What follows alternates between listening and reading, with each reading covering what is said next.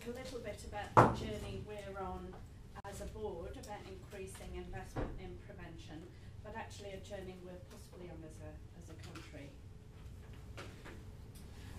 So I think you'll all be well aware that actually as a country we have a very supportive policy and strategy context. The Wellbeing Future Generations Act, kind of well known across the world.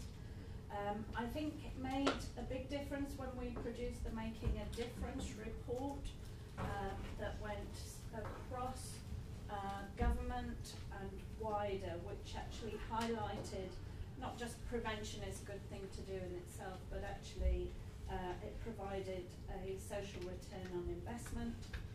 The Burden of Disease study has really highlighted the crucial need to prevent non-communicable disease and long-term conditions. And we've seen that now in a Healthier Wales, which makes a strong commitment for a care system that's focused on prevention and earlier intervention. And of course our strategy reflects that focus on prevention and earlier intervention. And one thing that this doesn't say is the public are also very supportive, as we saw through our Stay Well in Early Wales study. But actually, despite that, it's not happening as fast as we would need it to. I don't believe, and I'm sure you don't either. And that's probably because we have a number of challenges in Wales that are about delivery challenges. And we recently took a paper to chairs and chief execs in June, which really did highlight these number of challenges around that. And that we need to address some of those. We've had a kind of history of short-termism and kind of knee-jerk responses to problems, a lot of first-order problem solving, and we need really much better problem definition and analysis. More systems thinking.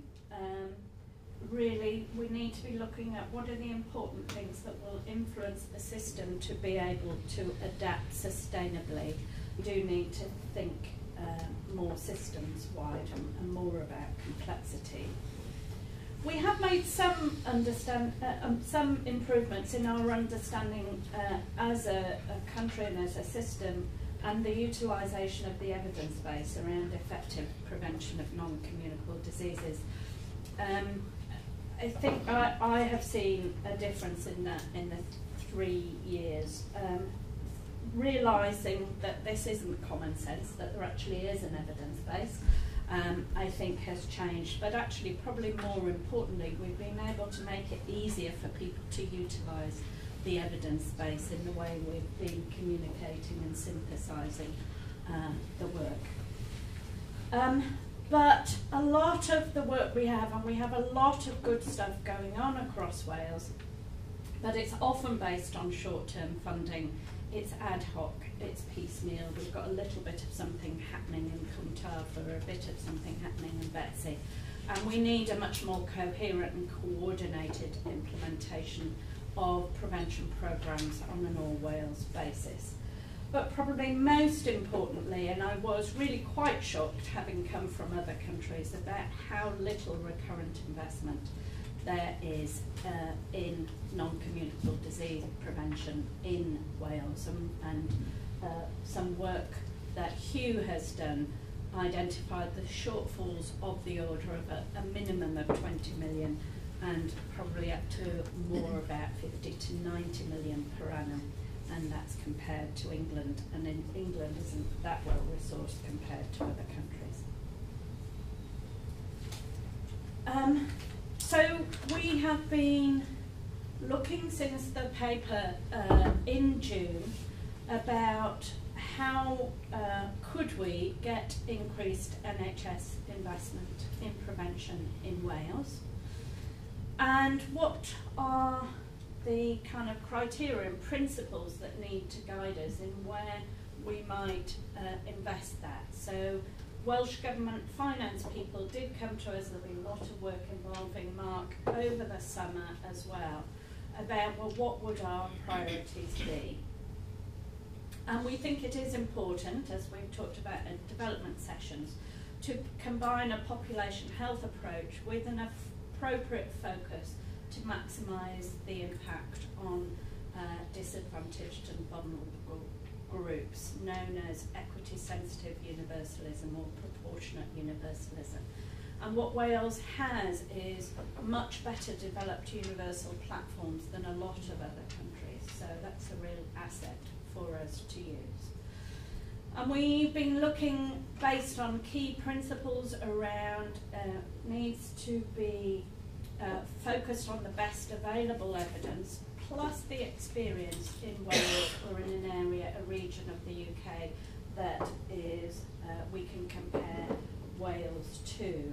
And so we've been looking at proposals that are ready for implementation now, where the evidence base is strong and there's a model already of implementation that's already been positively evaluated in Wales or a similar region in the UK.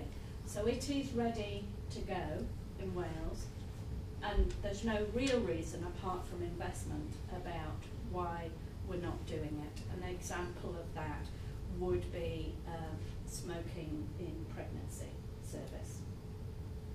But also we've been looking at proposals where we know the evidence base is strong, but actually we haven't tested it in a Wales environment, and we need to do more work to get a suitable model for use in Wales. Or we have a model that's being used in Wales that isn't evidence-based, and so we need to adapt it to bring in more of the evidence.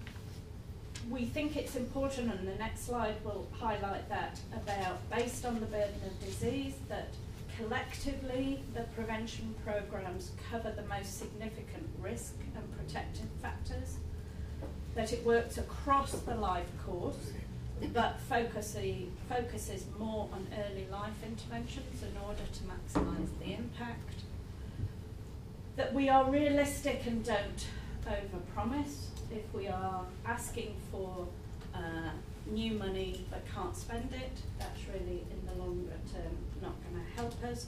So we need to be ready to go in 1920. And really importantly, there is a strong evidence base, but there is lots more to learn. So we need to make sure evaluation and shared learning is embedded in all that we do. And the timing for this request and this work has been very useful because of the work we've done through the WAO project on local public health teams and working between ourselves has really helped with the relationship with directors of public health.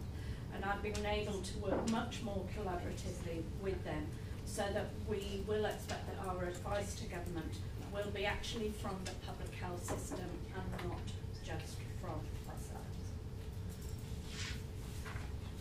So this is the ultimate goal, is to have an investment that actually reflects need better.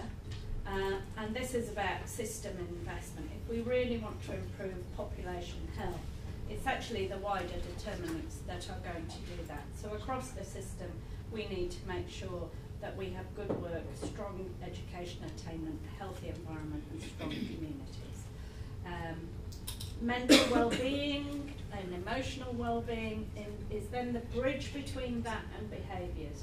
People behave as they do for a reason. It may seem irrational to us, but it has a reason behind it for them. And sometimes it is habit, but often it's about controlling or managing their emotional well-being. And of course, there are clinical risks that come out of the behavioural risks that need to be managed. If we looked at our current investment across certainly the NHS, and potentially it might be an inverse of this. So obviously this is what we're aiming for. And if we're looking at across the life course, as I say, the earlier we can intervene in terms of prevention, the more cost effective it is and the more impact we can have. So we have been then, based on those criteria and principles, we have been looking at proposed priority areas for investment. Tobacco control, I think there is a lot we are ready to do and we can go. And you know, I've come from a country where we almost had a department that did tobacco control, to here in Public Health Wales, where we have one consultant and one principal practitioner working on it, and they were the same size populations virtually. Obesity prevention. We have been working very closely with Welsh Government, particularly the CMO, on the new obesity prevention and reduction strategy, providing them with the evidence about what works. It is a challenge because there's enormous pressure to actually maintain obesity from society. So this is a hard one to push back. But we have looked at the evidence and we think there's a package of interventions there that will make a difference and fill some of the gaps that we think we have. Promoting physical activity, mental well-being and resilience, particularly in children and young people. There's work we have been doing, and again we're able to bring together some packages around that. Primary care prevention and well-being, that is one of those fantastic universal platforms, so linked to the work that we've been doing in Wales around transforming primary care. There's an opportunity for us there to really expand NERS and do much more work around clinical risk reduction programs. We talk a lot about health-related behaviour change and offering often in meetings to say we can help. Then I get shouted at because again we've got one person team working on this, and we really need to beef this up and have both a team that can help with the analysis and a team that can actually do the interventions. And then there's a range of other areas where we are not quite ready. We've got new mechanisms, we're out to consultation, we've reviewed the evidence, but these are where we really need to be clear what can Wales do in the area of alcohol misuse prevention and improving housing quality in Wales, but both of them important. So the real key then is about these being a package of interventions. But we don't have control about what happens to our advice when it goes into Welsh Government. So when we do send it into Welsh Government, we will be trying to highlight the importance of this being a package, and that if other things are added into it, we'd be keen that they also follow the principles that we are talking about. So as I say, we are sending in our advice to Welsh Government. We have agreed with 6 of the 7 directors of public health have already signed it. One has been on leave, so we're still in negotiations with them. The issue for us as a board, though, actually, if this is our advice to Welsh Government, it's probably our advice to ourselves as well. And for us to implement a healthier future, we probably need to be exploring some of the things we're saying going forward. There is no doubt that to really make a difference to population health, the non-communicable disease agenda is the more, the bigger one. I was going to say more important, but it is the one that will have the biggest impact on population health. But as we know, there's also a focus around prevention of communicable diseases, and actually they're not quite as separate as they used to be. So, for example, HPV, which is a communicable disease, causes cervical cancer, which is of course a non-communicable disease. Same with liver disease. So they are much more intertwined, and there are many aspects of communicable disease that will have an impact too.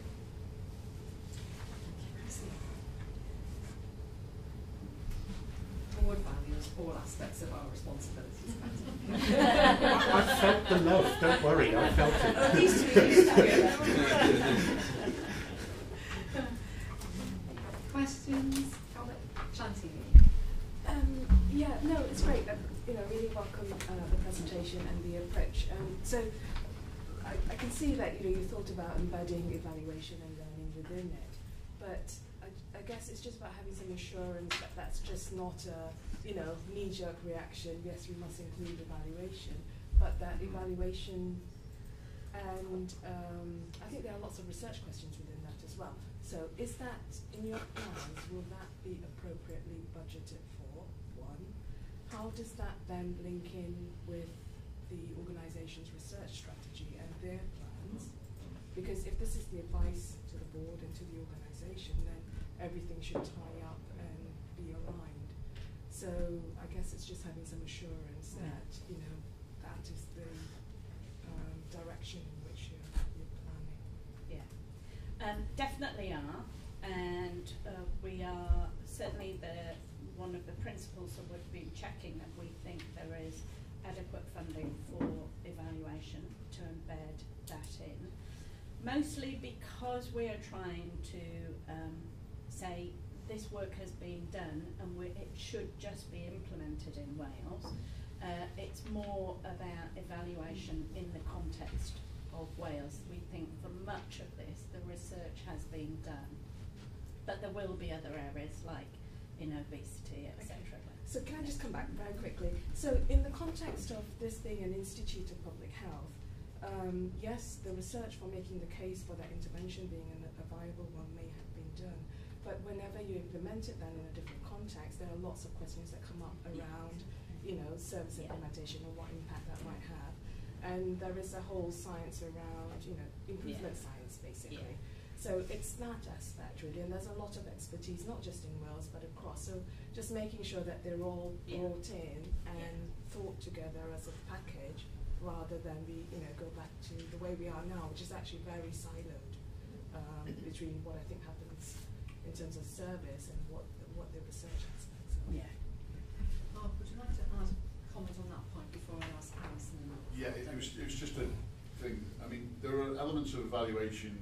Chrissy obviously can point to more detail, but in most of the individual elements, but there's also a team that's coordinating it overall. We're also reviewing the research strategy this year, so if this looks like it's going to fly, that will obviously be part and parcel of that. But I think one thing which would be useful for universities and ourselves would be, with an investment like £20 million, it would probably cry out for an NIHR bid to have an independent evaluation, which we can work with the universities to draw money into the universities to do specific evaluation, because they quite like it when they don't have to pay for the implementation, just for the evaluation. So I think that'd be a good opportunity to work on together. Alison? Yeah, as we're talking about investment in prevention, and as a local government rep, I think I have to say this as we're a public board. I don't think we can look at this in the lens, I appreciate you had a job to do, Christine, you've done it really well, but I don't think we can just look through the lens of public health or indeed the NHS.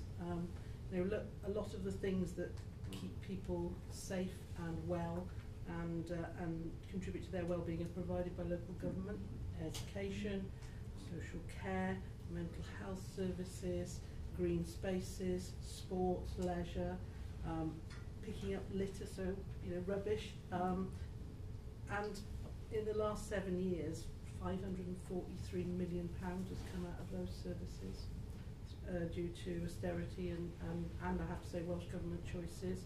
And just to give you some examples of that, community support is down 40%. What we used to invest is down 40%. What we invest in environmental health services is down 30%. So those are massive chunks out of those services. And we're coming up to a budget debate, and I know this is beyond the remit of this board, where we're going to look at, do we give a big positive settlement to health and take money out of local government again, and we are getting to a crunch point. And I just don't think we can have this debate and say, what can we do in health? We have to look at the public service as a whole. Right. Yeah, totally. I absolutely agree. I mean, I think that there's been an interesting timing issue for this. So, with the development of strategy, and as Chrissy in the first couple of slides outlined, we've been on a journey of saying, well, where's the biggest return on investment for the biggest impact in health, well-being, and sustainability, which I think brackets and sustainability for me, which is quite a number of the areas you've alluded to. And we were asked beginning of August, wasn't it, pull something together where we know there is evidence, particularly through the lens of how the NHS can contribute to prevention. So there's a whole meanwhile going on in the sidelines. So this was this isn't a bid. This is advice. We're not going to be submitting a bid. Please, may we? This is at the request of Health and Welsh Government, when they start to think about their budget setting and whatever the consequential allocation that ultimately comes to the NHS or other sectors, but this is particularly through the NHS, which is quite rare for us actually. What are the kind of things they need to think about if there is additionality going into the NHS vote? So this is a particularly contextualised ask. As Chrissy said, they may agree or not agree, but within the context of all the evidence of the work that we have done over the last couple of years.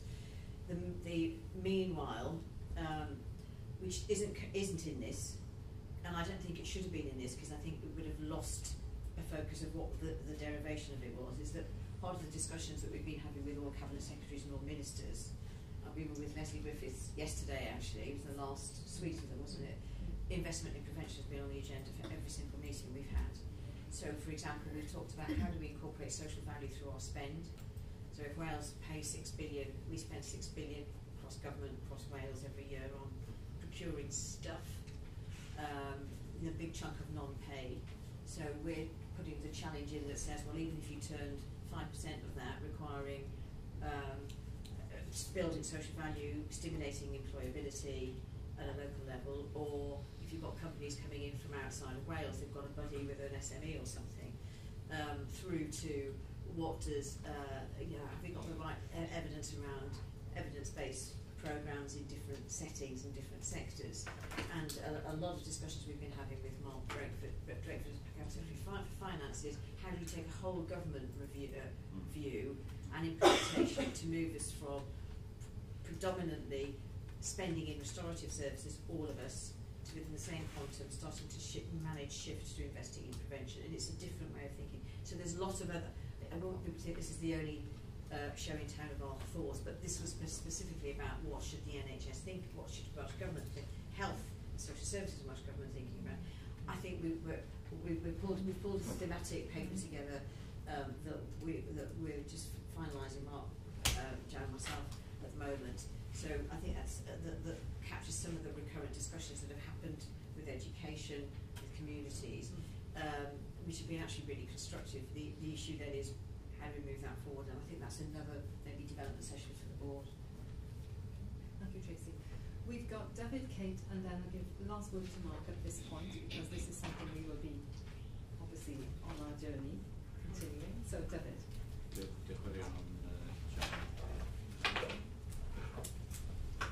O'n i wedi ddilyn rhai o sylwadau mae Alison wedi crybwyll, ond dim ond i ddweud, dwi'n meddwl bod y papur a'r cyflwyniad gyda'r bwriad o wneud yr achos ar y bryd. Mae bron fel achos busnes yn dydi rhesymeg a dadl dros edrych ar y ffordd yn ni'n busoddi yn ein gwasanaethau iechyd ac yn y blaen. A beth sy'n ddiddorol ydy, bysach chi'n gallu cymryd bron unrhyw ran o'r sector gyhoeddus a'r pyramid yna. Mae'r pyramid yn un peth pob ran o'r sector gyhoeddus. Felly, mae'n rhywbeth i ni gydio yna fo fanna, ac dwi'n cytuno gyda chyfeiriad yr un oedd yn y cyflwyniad a'r papur. Just un o ddau bethau i gyfynnu, un peth dwi'n dweud drwy'r amser, dwi'n mynd i ailadrodd y heddiw, ydy mae'r llywodraeth wedi cydio yn hwn eisoes yn y maes tai, a trwy deddfwriaeth tai wedi newid y pwyslais o ceisio ymateb i bobl sydd yn llythrenol, ddigartre ar diwrnod I helpu pobl sydd mewn peryg o fynd yn ddigartre. Mae deddfwriaeth wedi shifftio'r adnoddau ariannol a dynol I wneud hynny'n bosibl. Ac gweith y ffaith mae digartrefedd dal yn broblem erchyll.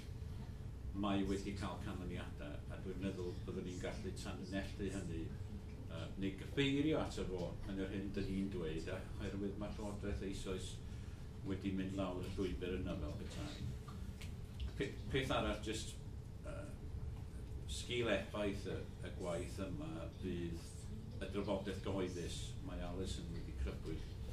Beth o'r drafodaeth fydd yn digwydd gyda partneriaid allweddol fel cynghorau Byrdd y Gwasanaethau Lleol ac yn y blaen. A mae'r dilema yma o pobl isio adnoddau I gwtogi ar niferoedd rhestru aros, enghraifft, amserydd ambulans ac yn y blaen yn erbyn math yma o waith y math yma o feddwl. Felly mae rhaid I ni adeiladu'r drafodaeth yma mwyn ceisio creu rhywbeth sydd yn synhwyrol, sydd yn ddeallus, yn gyhoeddus I y ffordd yma o weithio sydd yn defnyddio adnoddau mwy cynaladwy ar gyfer y rhif dymor. Mae hwnna'n drafodaeth ehangach ar draws yr holl spectrwm dwi'n meddwl, ond mae angen I wneud o. Os na nawn ni hynny, byddwn ni'n cael pobl yn bwrw drws I lawr, dwi'n meddwl yn dyddio, felly mae hwnna'n rhan pwysig iawn o'r waith ac falle rhywbeth bydd rhaid i'r Llywodraeth arwain ar. Diolch, David, and we will be coming back to that as part of our ongoing discussion as the whole breadth of the investment in public services with our Public Health Institute. And of course, what the cabinet has got to Absolutely. Kate? Yeah, just a quick comment really. I think firstly, it's a really exciting agenda and I think it's fantastic that we're having this discussion in the board. And secondly, I was also really pleased to see the partnership working with the Directors of Public Health, and I think that is testimony to the immersive work that's gone on over the past year in response to the WHO report, so I think that's absolutely fantastic. Just a quick question though, because I know obviously this is, there will be an element of this, if it is successful, that will be delivered through health boards and with other partners, but there is also a significant amount that would need to be delivered by ourselves. We haven't agreed IMTP, so I just wondered if you could talk us through the process of how this might fit in there. Do you want to Yeah, I mean, I guess the first thing I would say, we do, people who are watching, we do have a more detailed paper on this, which is what we're kind of putting around the table at our private session. There's no guarantees that any of this money is going to be found. That's what I would say as a first, and I think colleagues from Health and West Government will say the same thing. This is part of the normal bilateral discussions that happen when with the development of the allocation for next year. They are, and I have to say, it's a brilliant piece of work Chrissy and the team have done. It's huge compared to many countries. It's not huge, but with where Wales has come from, actually the art of execution, in the nicest possible way, although it's very tempting at times. In the actual process of implementing some of this stuff, because some of the infrastructure isn't already here, is quite big. So I mean, this is a couple of years implementation plan. We have had some discussions with the Chief Medical Officer around, would he maybe chair or establish some sort of prevention oversight assurance committee or board or something from a national perspective, because you'd want some of the parts to be overseen by some sort of umbrella mechanism. Some things is a case of, here's the money, just do it, but others is about, behaviour change, policy rethinking, and the different parts of the system being conducted and coordinated to make sure that one big ticket item is implemented, but it takes a number of different parts to do it. So, I mean, if I'm assuming whatever happens, whether or not there is any result from this, because I said there's no guarantees and it's not our decision. If that does transpire, there'll be discussions that happen over the next number of months this is completely consistent with our strategic priorities. It may change the pace of some of the actions underneath them. So we will have to, in our normal planning cycle, it will just drop into our normal planning cycle, consider, well, does that mean we need to make adjustments to year 2 or year 3 of the current IMTP? I don't know if you want to say anything. Well, can I just say as well, I think it's all in our IMTP, but at a homeopathic dose. Yeah. And they're all here. And one of the things I think, just so I'm trying to visualise it, what we're working on, we'll be bringing back to the board this month, next month in the development session, is around what we currently spend now on the priorities, where we want to go, and what's the journey to get there. And it's not an easy journey, because either we need to be able to shift resources in this organisation, or we need new resources. Now, if actually this was a solution, that would be a lot easier, but that is the piece of work that needs to go on in any case, no matter what resources are. Mark, final word, and then we're Yeah, I mean, I will just pick up on Pete's work, because I do think, I mean, it's a great opportunity, great piece of work to put into Welsh Government. But I mean, we will need to sort of supercharge recruitment, otherwise we're going to parasitise ourselves. I mean that's a real issue, because there's no point sucking people out of other parts of the organisation and then having the same number of people in other bits. So that is something. It's not the obvious bit to look in the IMTP, but it is a real issue. The minute the money, if you like, hits the road or whatever mixed metaphor that is. But the one thing I was going to pick up was Alison's point, though, is that there is a game of sums. This, so if we gain 20 million and lose 540 million, that's not great. And it really is important. And I think, from my perspective, we do need to do more to work between organisations, particularly local authorities, about how we protect that.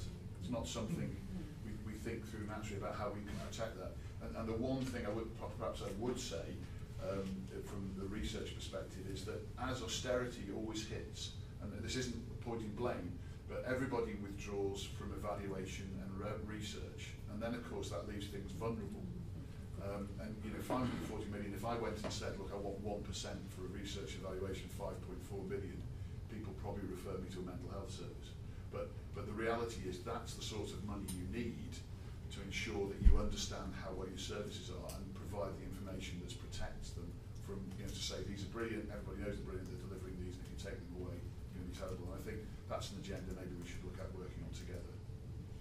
Thank you very much. Well, so Barry-Ann, Chrissy, thanks very much, Chrissy. And thanks to everybody for their contributions, and of course this is work to be continued. So now we're going to invite Sarah Jones to join us at the table, because we're now on to item 8.3, around our proposed position statement on 20 miles an hour speed limits. Chrissy, are you starting? Yes, I'll just introduce this, because this will be, I think, the third or fourth of our position statements as a board that we've explored.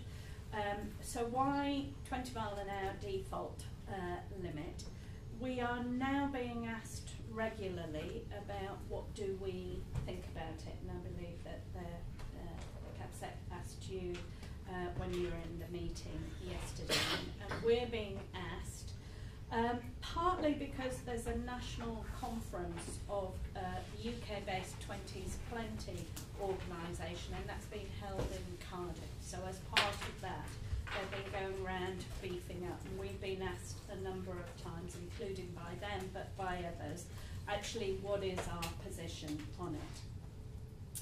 And we have these position statements really when there are very strong opinions and potentially differing views, and certainly this is an area where there are very strong opinions, and I think it's the role of a public health institute to kind of dispassionately look at the evidence and come to a balanced view about that. Position statements don't always say this is the most important thing or the only thing we should be doing in this area. So I think that's important, but clearly it has to be an area that we do consider to be important, both in terms of content but also in terms of timing. So unlike the GDL one which we had, where the issue is not devolved, this actual issue is now devolved to Wales. So that's why it's an important timing issue for us to provide, again, advice to others about how we might be able to make a difference. So what we decide today does have the potential to make a difference, whereas other areas may not. It might just be a position that sits on a shelf. So that's why we thought it was important to bring it here and to bring it now. And don't know if you're happy for me to hand over to Sarah Jones. Thank you. Yeah, the statement that we've drafted is it's based on a broad review of the evidence and some work that Hugh Brunt and I in Health Protection did a couple of years ago, in which what we were trying to do when we considered it initially, we were aware that there was a draft Wales bill that included that Wales would be given power over its own speed limits. My background, for those of you that don't know, is in road traffic injury epidemiology, and Hugh's is very much from an air quality perspective. And over a period of time, we'd spent a lot of time discussing the fact that actually, if we put interventions in one place, it was often detrimental to the other. So, obvious example is speed bumps, actually. From my point of view, speed bumps are fantastic in terms of preventing small children from being run over. However, they also then produce air pollution because of the acceleration and braking that's needed around them. And we were constantly trying to work out, well, what interventions are available to us as environmental public health specialists that are actually we could advocate for, that wouldn't be detrimental to the area that the other of us is working in.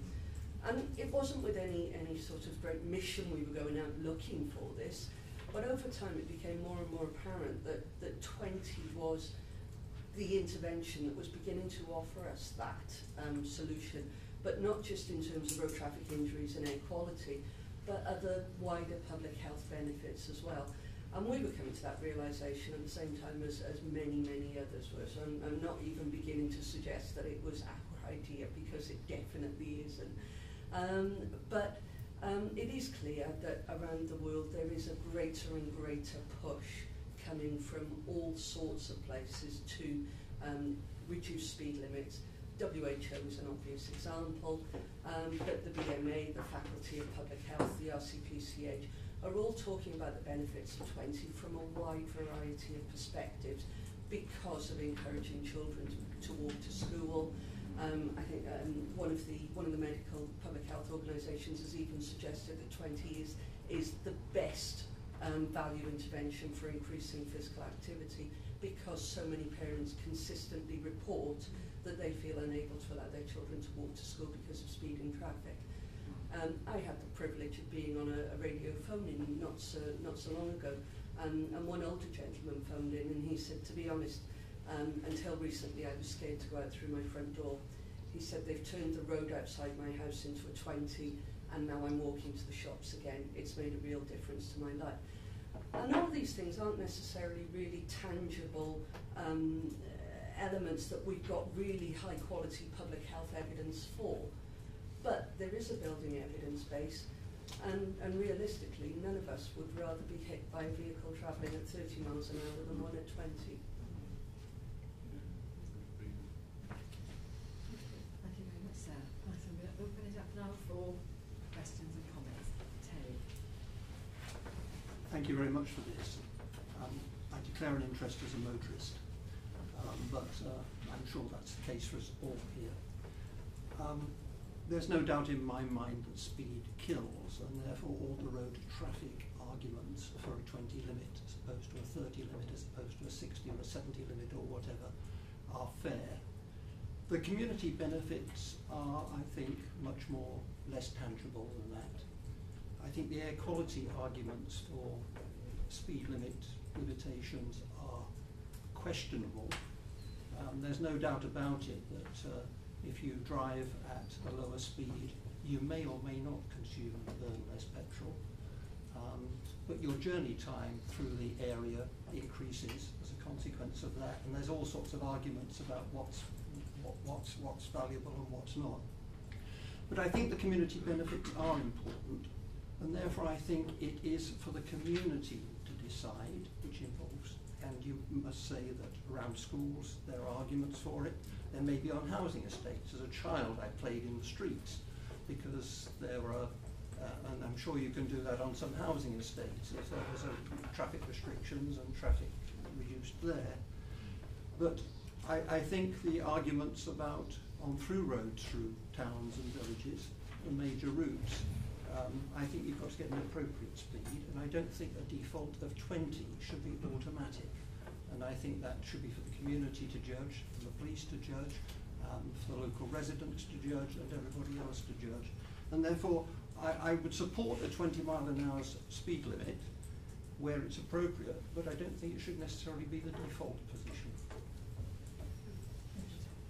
Sarah, would you like to respond Yeah. on that one?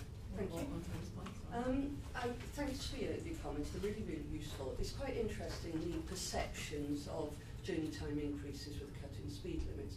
There's research suggests that the increased journey time is around 17 seconds per kilometre. So it's not actually a massive increase in journey time.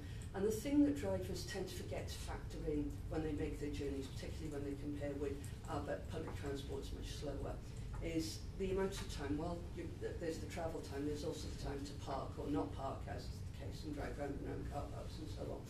So actually, the evidence suggests the impact on journey time is very, very limited.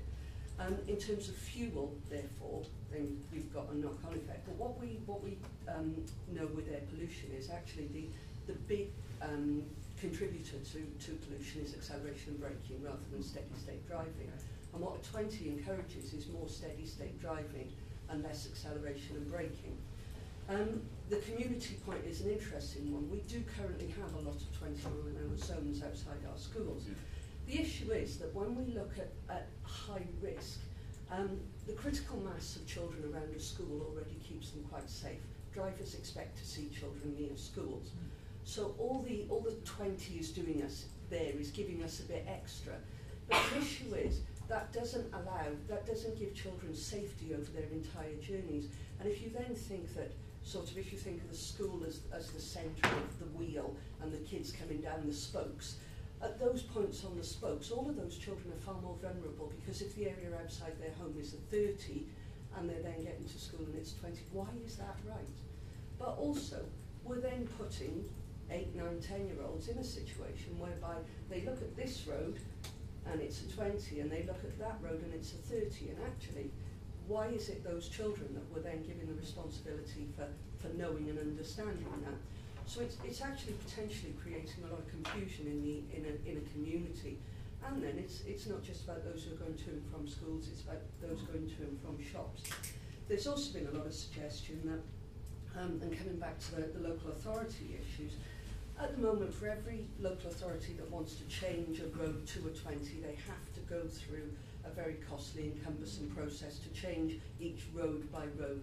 What you would do with the default is switch it so that you could then keep those distributor roads that you've talked about, those critical through roads. Those then would have an exception put on them to stay at 30 because for various reasons they need to be. And then you remove a great deal of the confusion and also massive amounts of the local authority costs. Can I just come back on a couple of... It's to do with journey time and journey speeds. Where there are unmanaged motorways, as there are through Newport, you reduce the speed in order to try and get the traffic flowing better, faster, but you actually increase the volume of traffic. Sorry, it didn't work this morning when I was trying. but the idea is that you manage the speed, but you actually increase the flows and increase the traffic volume, and therefore the amount of diesel or particulates or whatever coming out by reducing speed. So it may well be that at 20 miles an hour you get steadier flow, but the chances are you may get actually more traffic going through. So there's all sorts of issues here associated with it. I don't think the maximum speed limit is the thing which determines the amount of air pollution. It's to do with, you say, acceleration, the braking, the number of junctions, the number of traffic lights, the number of roundabouts. It's all to do with how the road is designed. And that's why I think sometimes you have to think about, well, what is the right balance between the speed maximum speed that you're going to allow, and the road safety issues, which are all part of it, and that's why I think it's got to be on. I personally think it should be done locally. It may be that there should be easier consultation locally, etc. But I do think that it needs to be done that way. Anyway, I say. It's just about Newport. I live in Newport, Yeah, sure. and it's really interesting because they maybe manage speed limits around the motorways, but inner city Newport is 20 now. So outside the railway stations, the shopping areas. So, and I don't mean the peripheral residential, which is still 30, but actually the inner city centre of Newport is now 20. I've no problem with that. Which is really interesting. No problem. Chrissy then, Mark. I think the important issue here, though, is we are not deciding whether it should be a default 20 mile an hour. That is for others to decide, including communities. What we are doing is giving a position statement based on what we think the public health impacts of it are, that will help those decision makers make that decision, and of course help the community members make that decision. And if they are saying, oh, I'm confused, what are the benefits here in terms of public health, they can refer to us in Public Health Wales and go, here is a trusted public health institute that has said we support this. So that we're adding to that community decision making and consultation. But also I think, as Sarah is saying, this just makes a default that people can apply to have it changed for all the reasons you are saying, but it just reverses it from people who have had to apply to have it reduced around schools, reduced around Newport train station, etc. So that's why I think it's important. In terms of your evidence review thing, I think generally you're right, and actually that's what the position statement says. It does say that the lowering of it we support based purely on the impact on road safety and injuries. This is enough of a public health benefit for us to support this. And that actually the evidence around community, around physical activity, around air quality is looking really positive too. So there isn't a trade-off. It won't make air quality worse, and a lot of the things we do is those trade-offs. We're saying it's got an actual known value, and potentially that value could be even more, and they're not traded off by others. So I think that's why we'd be recommending that people support it. We've got Mark, then Shantini, then David. It relates slightly to the air quality issue, because the air quality issue, as I understand it, relates to how it's implemented.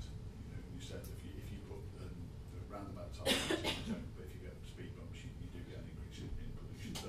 But that is about implementation.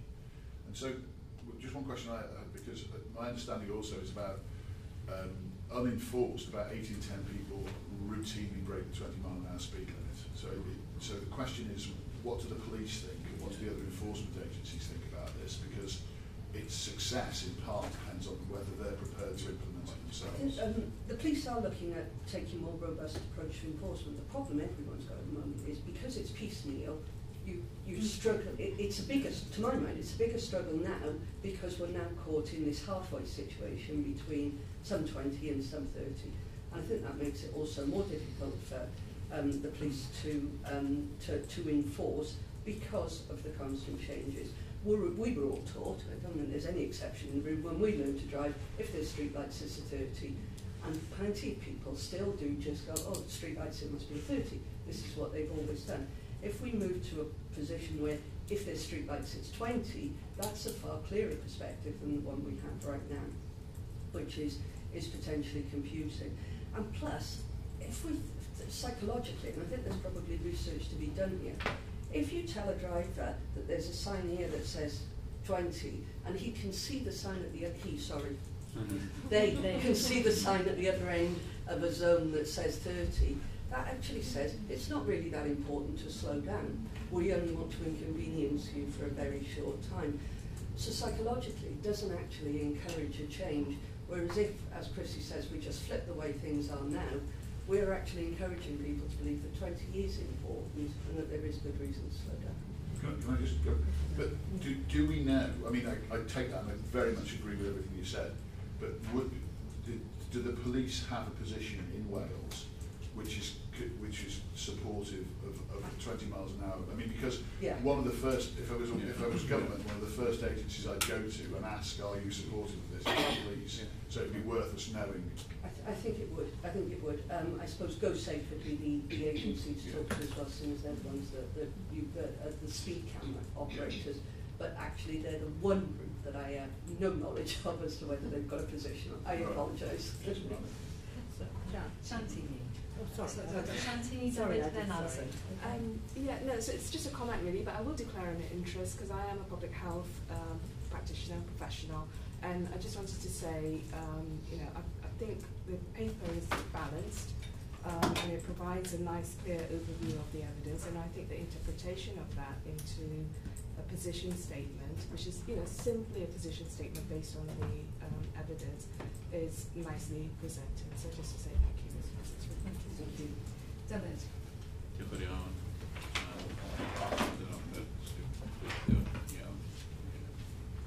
Gan fod pawb arall yn dasgan diddordeb gael un dasgan diddordeb fel rhywun sy'n teithio ar y tren yn aml. Ond dwi eisiau dod o'r un cyfeiriad yn arbennig ar y pwynt yma, sef yn bod ni'n datgan dydy ffyrdd ddim ar amgylchedd o gwmpas ffyrdd, ddim ar gyfer ceir, lorïau a buses yn unig. Maen nhw ar gyfer seiclwyr, maen nhw ar gyfer cerddwyr sy'n cerdded yn ymyl i'n ffyrdd ni.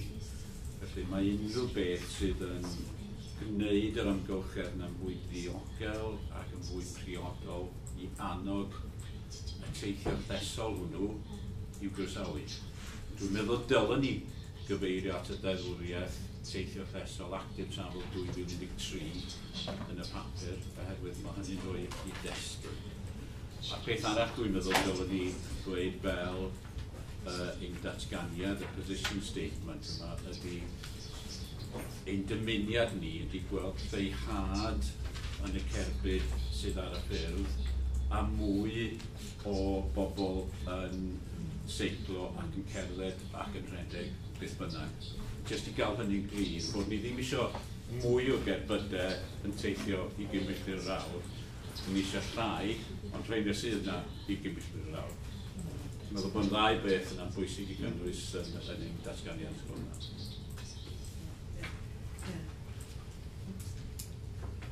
David, that's a really important aspect that we could incorporate in the context. Yeah. Thank you, I agree. I will wholeheartedly look at incorporating that. What's also interesting, you mentioned public transport, is that one of the benefits of that marginal increase in vehicles in car driving time is it actually makes public transport look more attractive. Absolutely. And it speeds up the flow of public transport, so it really does shift the balance.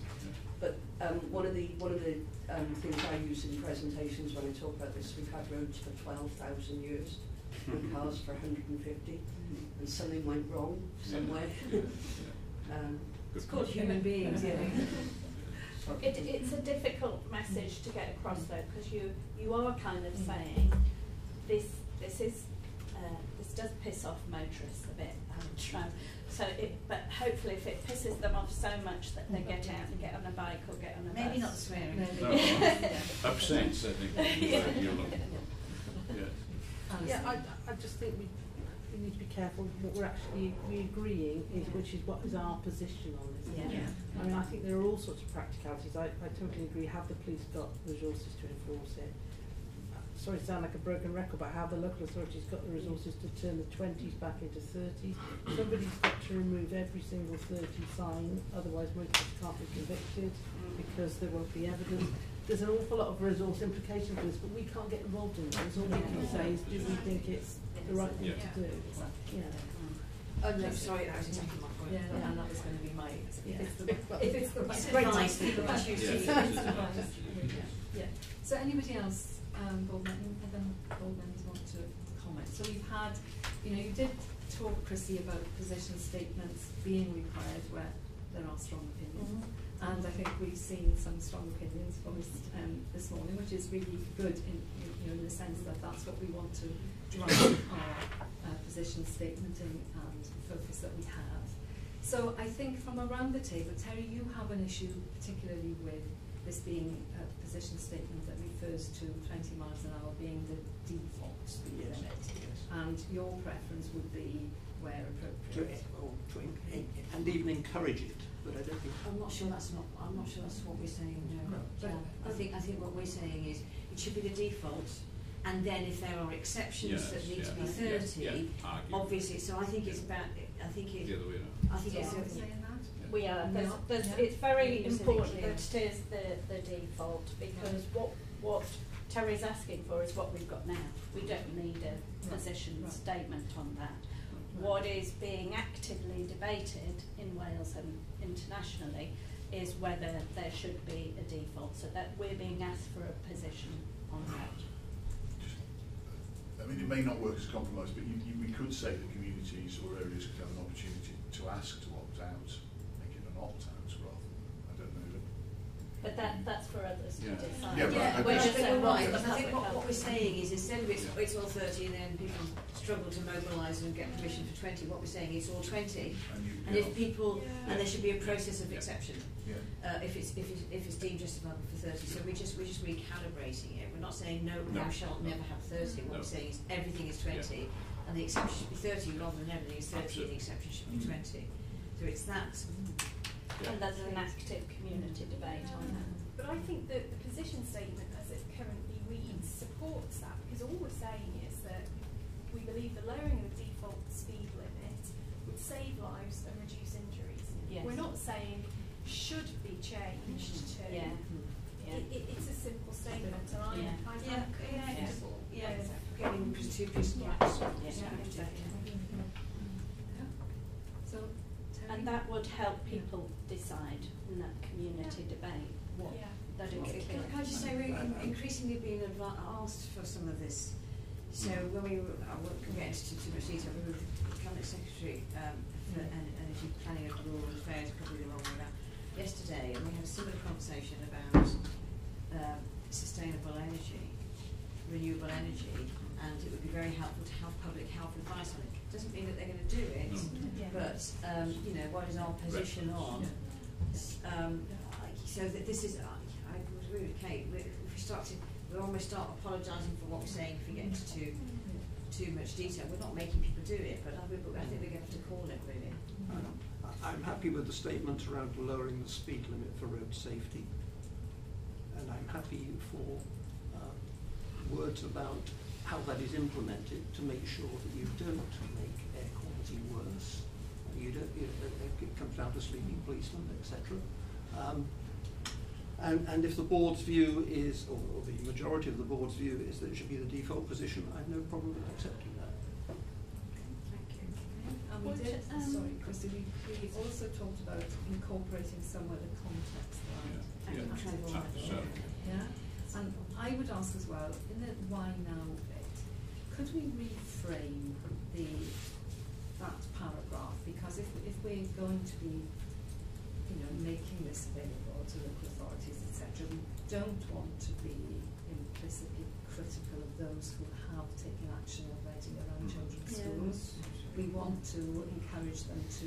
Which is already here. And so we don't want to say they are, putting people at risk by their reactions to it, because that's not going to win hearts and minds. So if we could just reframe that. Can I just take us through the position statement, because I think it does pick up on the active travel thing. So if there's, it talks about save lives and reduce injuries. The extent of this saving is sufficient to justify this change.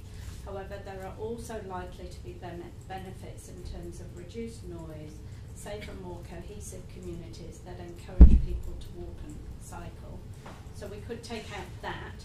We could say more cohesive communities, more encouragement for people to walk and cycle and use public transport. And do we want to take out the improved air quality? Because it is marginal, but there's a, Well, you could say emerging evidence identifies, because it's not a But it's almost like the position doesn't really matter as long as it doesn't make air quality worse, which I think we're confident about. Take that out, and then that's our position statement. Yeah, no, but I think it's just referencing the example 2013. And In the background Yeah. document. Yes. If the board is concerned, maybe you and I ultimately sign it off to make sure ensure that everything has been taken into account. So we have a majority view of the board. You don't need to record a dissenting view. I don't want to go out on a dissent. But I felt I needed to to go through the arguments, and that's what my job is here. Well, there we are. Just that's mine. We won't record that as a dissenting view. Okay, thank you. And talking about Sarah, and to you as well. Thanks for your time. Okay. So we're continuing now with putting things right, H4, and Charlie, can take it that everyone's read the paperwork? Thank you. It's just to bring to board for approval the revised PTR policy. It was a policy that was due for regular review, so that's been done, and you'll see that it's included here, and the policy, and this is the policy that sets out the arrangements around managing and responding to complaints. So I'm happy to take any questions. Any specific questions for Sean on this point? And any sort of ongoing changes, Sean, we just can loop them through quality. Sure. Thank you. So are we happy to approve the policy procedure? Mm-hmm. Thank you. Can I propose that we have another slight adjustment to the agenda and move to 8.7 on Welsh language standards, so that we give that more prominence than 8, 5 and 6, because this is a really important issue for us as we're emergency planning and putting things right. Are you happy with that? So Phil? Thank you very much, Jen. So this isn't about general engagement with Welsh language and us having an opportunity to practice our Welsh language skills more generally. David and I are working on a session, perhaps for our next board developments, where we will be thinking more about those type of things, and giving us an opportunity to thinking about the prominence of Welsh language more generally within the organisation. This is very specifically about the Welsh language standards. I haven't included the actual standards within the pack, but I have got a copy of them here if anybody would like to have a look at them later on. What is in your pack is the draft compliance notice that we've had from the Welsh Language Commissioner. One of her compliance enforcement officers spent some time with us going through that a couple of months ago, and then in July we had our draft compliance notice come through.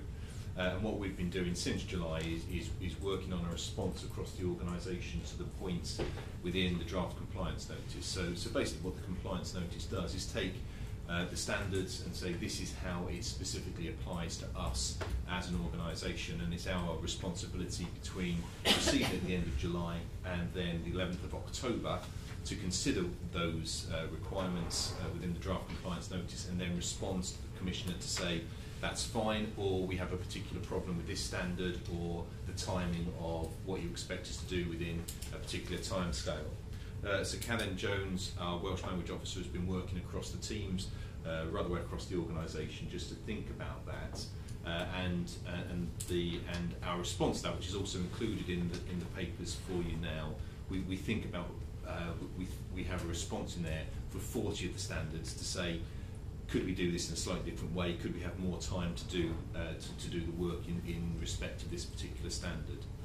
So our response is now due on the 11th of October, and so we thought it's wise to bring that first to exec team and now into board, so that you can see where we've got to in our draft response. We still obviously have got time to take feedback and input into that before we respond back to the Commissioner on the 11th of October.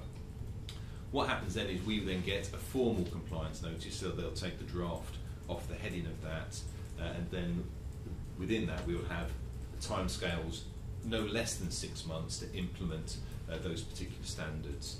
And generally what we're asking for on some of the standards is more time. Whether we'll be successful in asking for that, we don't know. But clearly, once we get our formal compliance notice, we can assume we'll have 6 months at least on those standards to make sure they're implemented across the organisation. So that's where we are. Happy to take any questions on that, but you have our draft response before you. Well, David, before we would you like to comment? Diolch yn fawr iawn, Jan. Fel mae Phil wedi amlinellu, mae gohebiaeth yma, broses yma'n codi o ddeddfwriaeth y Gymraeg a'r safonau yn benodol. Un asgoffa ni o'r cyd-destun i hangach, mae yna ddeddfwriaeth sydd yn helpu siapio'r cyd-destun, hefyd megis Deddf Cenedlaethau'r Dyfodol, ac hefyd polisi Llywodraeth Cymru, uchelgais y Llywodraeth o greu miliwn o siaradwyr Cymraeg. Rwan, dwi ddim yn hollol sicr di'r broses yma gyda'r safonau yn mynd i helpu ni fel sefydliad, ac mi fydd y trafodaethau dyn ni'n ceisio trefnu i ni edrych ar yn uchelgais fel bwrdd a fel Iechyd Cyhoeddus Cymru, dwi'n meddwl mwy o gymorth yn hynny o beth. O ran ein ymateb, dwi'n meddwl mi fydd yna broses o hebu yn ôl ac ymlaen gyda swyddfa'r Comisiynydd dwi'n mynamer. Jyst un peth i dan y nellyn, mae'n beryg i ni gael yn gweld yn dweud dyn ni ddim yn gallu gwneud pethau. Neu'n ytrach, dyn ni ddim yn gwneud hynna, dyn ni ddim yn gwneud hynny. Dydy hwnna ddim yn gyfystyr yn bod ni ddim yn gallu gwneud o, wrth gwrs. Mae tuedd yn ni mateb wrth dweud, wel, dyn ni ddim yn gwneud hynny, ond y cwestiwn ydy, ydyn ni'n gallu gwneud o, neu os gen ni rywellus i gwneud o. A falle dyna drafodaeth dyn ni angen fel bwrdd mewn sesiwn ddatblygu, a mae angen i ni symud y drafodaeth ymlaen, dwi'n meddwl, i'r fath yna o drafodaeth, ond diolch i Phil am y gwaith ag i Karen am y gwaith sydd wedi digwydd i ni gyrraedd lle ydyn ni.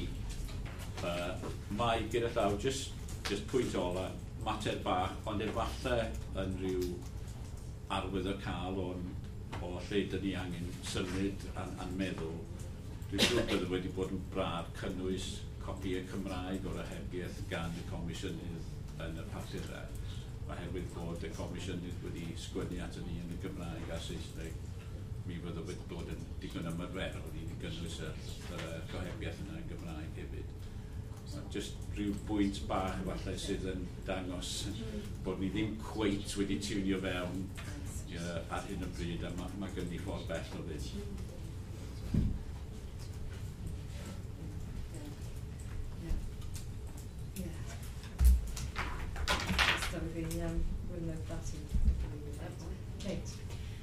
Thank you. Thanks, Phil, for the introduction to this as well, because I think whilst it is important to recognise that this is a response to a specific set of standards, and it is not necessarily reflective of the organisation's approach to the Welsh language more generally, I do think that we have to be conscious of the fact that every time we are saying, in response to a standard, can we have 18 months more time to implement this? That's 18 months where a person's right to communicate and be communicated to in their own language is being eroded. So whilst it is a question of reasonableness and proportionality, it's also a question of equality as well. So I think we should be cognizant of that fact. Alison. Yeah, just to share actually that in my authority we've had some quite serious problems with challenges with meeting the standards because we can't recruit Welsh speakers. We are an English-speaking area, and the one we had the most difficulty with was around somebody being able to speak Welsh when someone answered the telephone for the first time. The way we've done that in agreement with the Welsh Language Commissioner is just the first thing that you come across is a bilingual message saying do you want to have this conversation in English or Welsh? If you press 1, you go through to a Welsh speaker. They may not necessarily be the expert on what you want to deal with, but they can have the whole conversation in Welsh. And probably we only get somebody pressing 1 where we live. It would be very different in North Wales, you know, once or twice a day. So that's manageable. But we had a lot of conversations to get to that point. It is challenging if you can't recruit the Welsh speakers.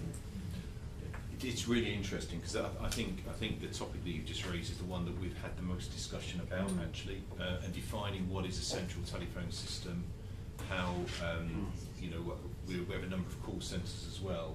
Some of the technology we've already got some of the systems we don't think can do that at the moment, and it's working through that. And I think you're right. I think that the secret of it will be having those discussions with the Commissioner and her officers to work through what that means for us and get the definitions right as well. Judy, I will come in actually.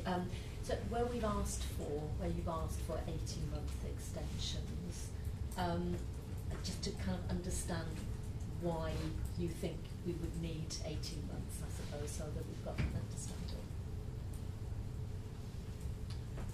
Yeah.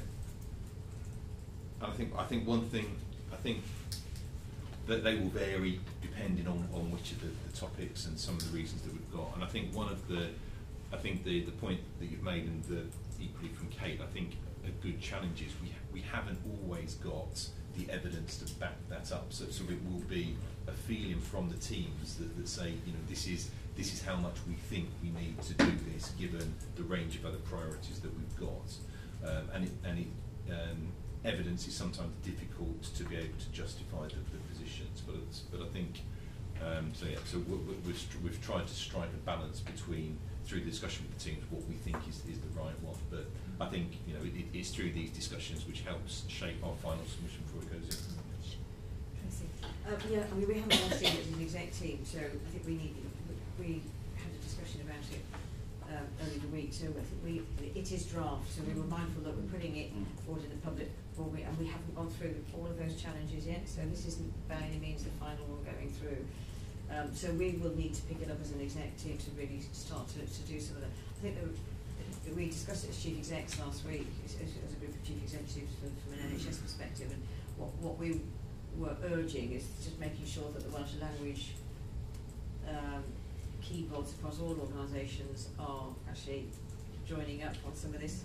Health boards have much more challenges than us. But you know, I come through it from there's a whole common sense thing here around being innovative in the way Alison you've just described.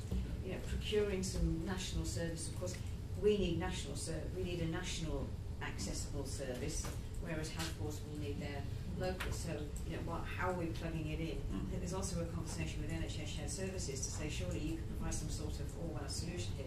So the NHS kind of needs to get its act into gear, but just to reassure our non-executive director, this is not the final, and we will need further challenge as an exec team around exactly why.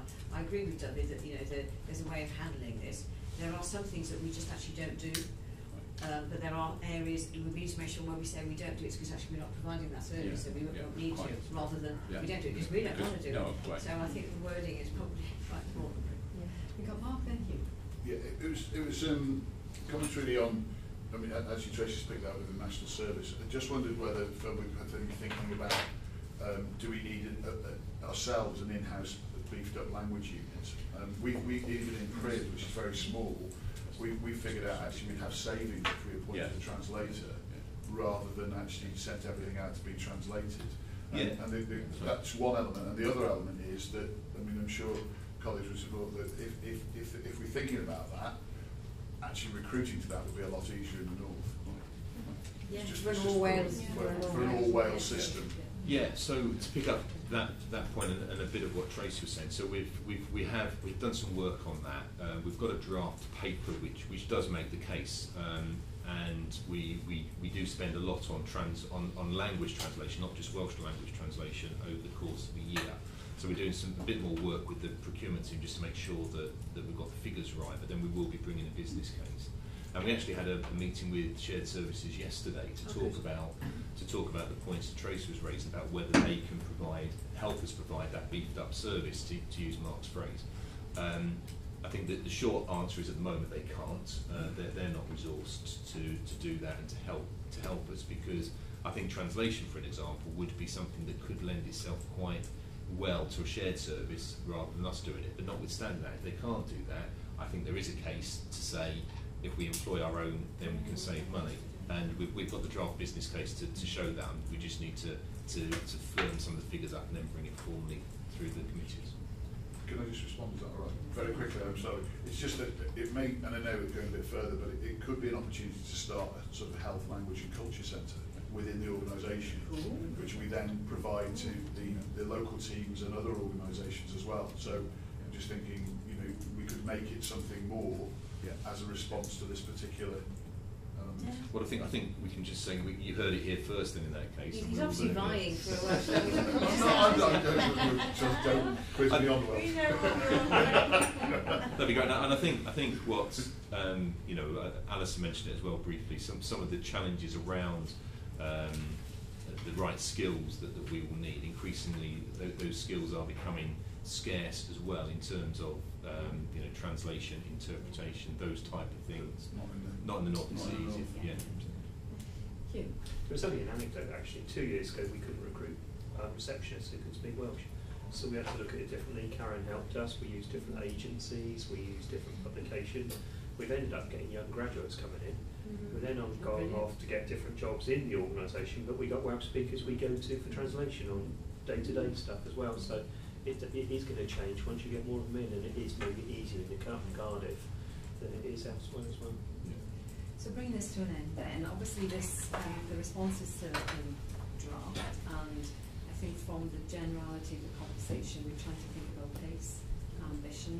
Really, setting ambition is for us as a board, and we'll look to put this onto an early development session, and in the meantime, Tracy, if we can ask through your internal process, we'd love to see the challenge, the level of ambition.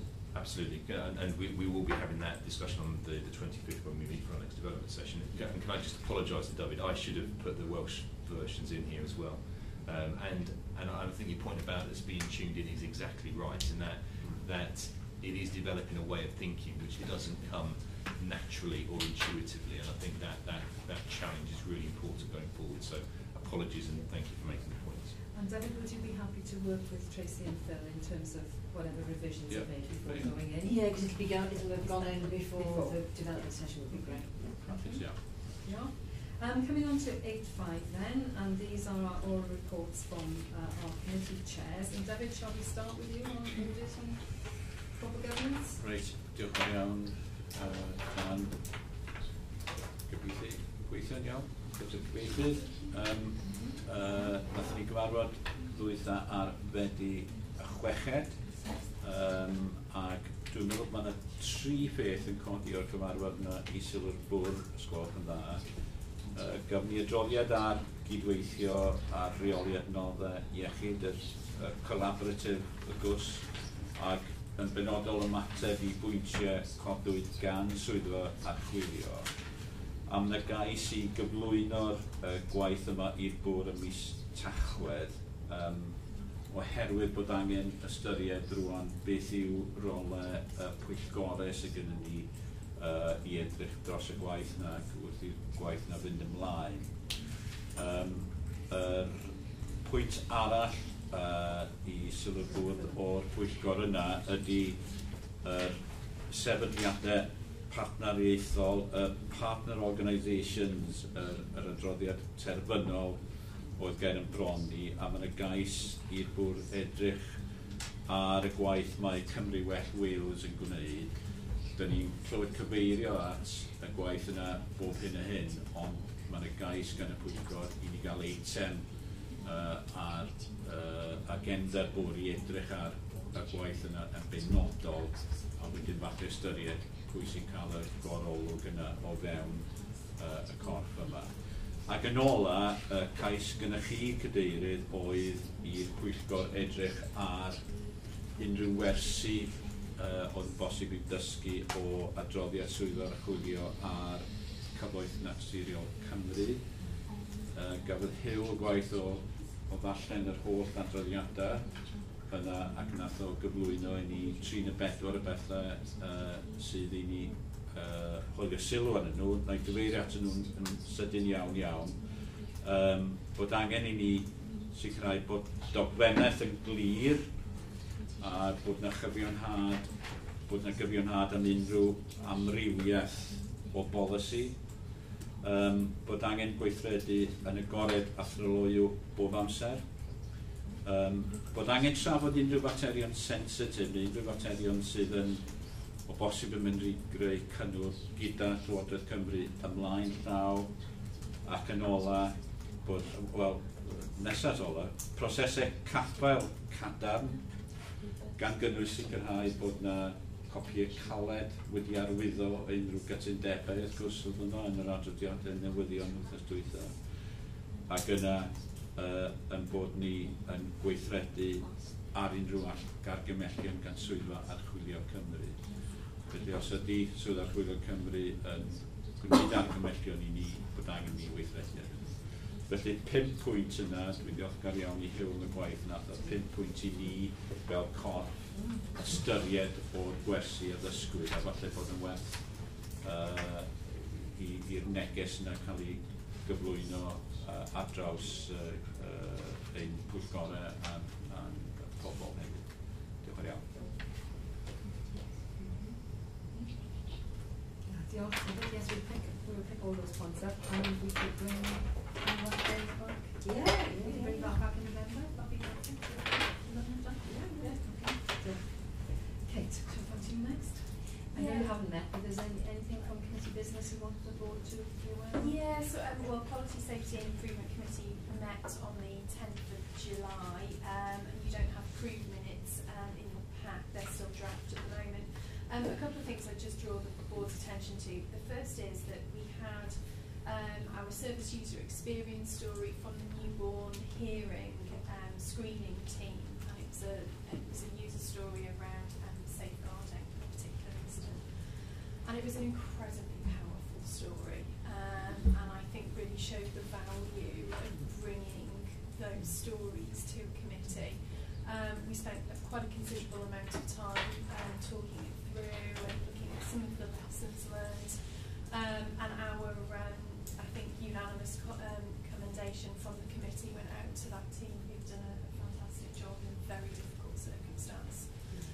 And then it was actually really nice to link that to taking receipt of the corporate safeguarding annual report that we then heard. So there were a number of things that came up in that discussion as a result of hearing firsthand from one of our teams. And then finally updates from the microbiology stabilisation plan, and an update on the activity of 1,000 Lives and the Quality Improvement Team and the R&D annual report. And Terry, the last report. Right, yes, the paper relates to the meeting in April, but we had a further meeting on the 23rd of July. The user service story actually came from the people in OD team about flexible working, which talked about very much about how people were working to suit the rest of their lives, and I think that's quite important from a health and well-being point of view. And I think it's particularly important when there are acute crises going on in people's lives. It's a way of accommodating them, and it's not just flexible working, but it's listening to time off, unpaid leave or whatever, so that they can cope with things and support them. And I think emphasising that is quite important in terms of reducing our turnover and keeping staff with us, as well as their general health and well-being. So I think that's very valuable. We then had deep dives into the absence figures, which I note are disappointing.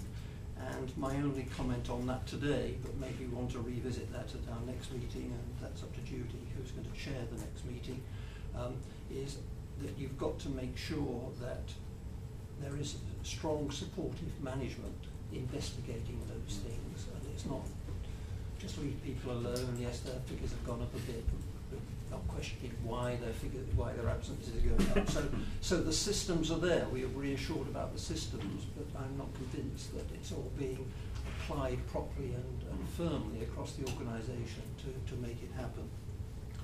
And the other deep dive we did into turnover, which there were some useful figures, and again it requires constant looking at, but Phil's already explained that's about short-term contracts, and it also comes, I think, to looking at people's flexibility and accepting that.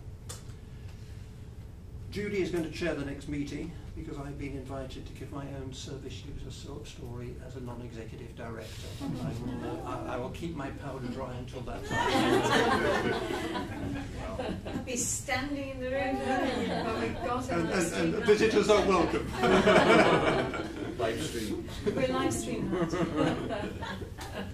Well, Terry, thank you. As ever, very pertinent, insightful synopsis of the work of the committee, which I know you've enjoyed chairing, and through which you've demonstrated consistently your passion about improving culture and developing the staff of the organisation. And of course, you've been part of Public Health Wales Board since 2011, and you've brought not only your health and safety expertise, but you've applied the non-executive role in its true sense of independent oversight, critical friend, support where required, and also you've always demonstrated your passion and commitment to the purpose of Public Health Wales, to improving the health of the people of Wales, and, as you say, help make the next generation the fittest and the healthiest ever. We valued your contribution, being a pleasure to get to know you for me and to work alongside you. A number of others will have worked alongside you far longer. We wish you well. We're appreciative of your contribution. We will have the opportunity again towards the end of October to personally wish you well, but on behalf of the board and formally, diolch yn fawr iawn. Thank you. Thank you, and I look forward to being a live streamer for the next one. And you might get some questions. Yeah, definitely. And then the last item then on the public section of the board is 8.6, which confirms or asks you to ratify action I've taken. I know it relates to 9 documents, but it's in fact only related to the accommodation in Magden Park. Magden Park. Yeah, so we're happy with that? Okay. So I think next than that, but I think we've got the agenda. So yes, so now we bring our public section of the meeting to a close. We say d'abord au revoir to our live streamers. I'm told it isn't even a word in English, never mind Welsh. So I just made it up. I did ask if there was a word. It doesn't exist at all. So we say goodbye, but we stay with our staff because this is the first time we're introducing our Q&A section. And here we have, do we still